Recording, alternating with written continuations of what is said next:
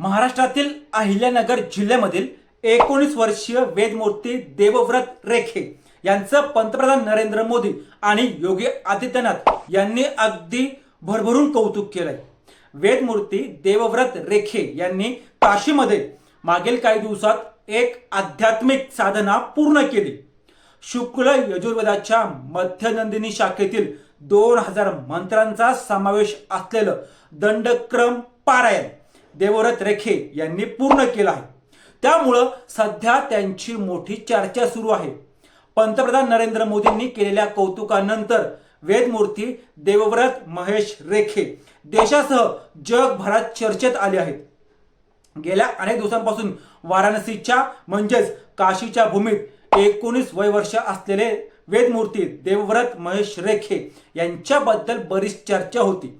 काशीच्या भूमीत शुक्ल यजुर्वेदाच्या मध्यनंदिनी शाखेच्या 2000 मंत्रांचं दंडक्रम पठण सुरू होतं, जे रेखे यांनी अवघ्या 50 दिवसात कोणत्याही व्यत्ययाशिवाय पूर्ण केलं आहे। कोण आहेत वेदमूर्ती देवव्रत महेश रेखे आणि त्यांनी केलेलं दंडक्रम पारायण नेमकं असतं काय, जाणून घेणार आहोत या व्हिडिओच्या माध्यमातून। नमस्कार, मी किशोर बलकवडे आणि आपण पाहतात विषयच वेगळा। वेदमूर्ती देवव्रत महेश रेखे हे महाराष्ट्रातील अहिल्यानगर येथील रहिवासी आहेत। वेदमूर्ती ब्रह्मश्री महेश चंद्रकांत रेखे हे त्यांचे वडील।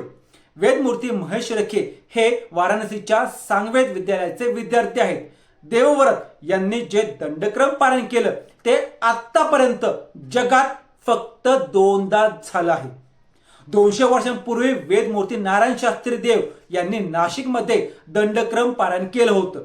त्यानंतर वेदमूर्ती देवव्रत महेश रेखे यांनी नुकतंच काशी येथे दंडक्रम पारायण पूर्ण केलं। वेदमूर्ती देवव्रत महेश रेखे यांनी 2 ऑक्टोबर ते 30 नोव्हेंबर दरम्यान वल्लभराम शालिग्राम संगवेद विद्यालय रामघाट काशी इथं हे दंडक्रम पारायण पूर्ण केलं, जे गेल्या शनिवारी त्याची सांगता झाली होती। त्यानंतर शृंगेरी शंकराचार्यांनी त्यांना आशीर्वाद म्हणून सोन्याचं एक ब्रेसलेट आणि 1,01,111 रुपये आणि त्यासोबत सन्मान चिन्ह बक्षीस म्हणून दिलं। शुक्ल यजुर्वेदाच्या मध्यनंदिनी शाखेतील सुमारे 2000 मंत्रांना दंडक्रम पारायण असं म्हणतात। हे एक अति कठीण असं पठण असतं, ज्यासाठी या सर्व मंत्रांचं स्मरण आणि पठण आवश्यक आहे।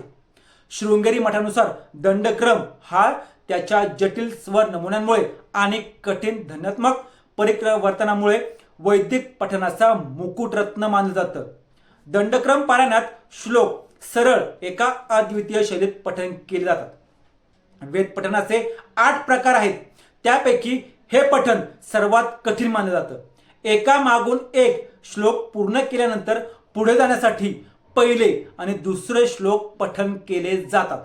त्यानंतर पुढे जाण्यासाठी पुन्हा पहिल्या आणि दुसऱ्या पदाच्या श्लोकाचं पठण केलं जातं।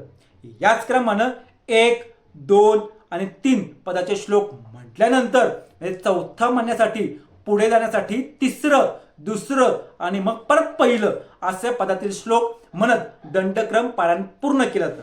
संपूर्ण पारायणात 1 कोटीहून अधिक शब्द पठण केले जातात।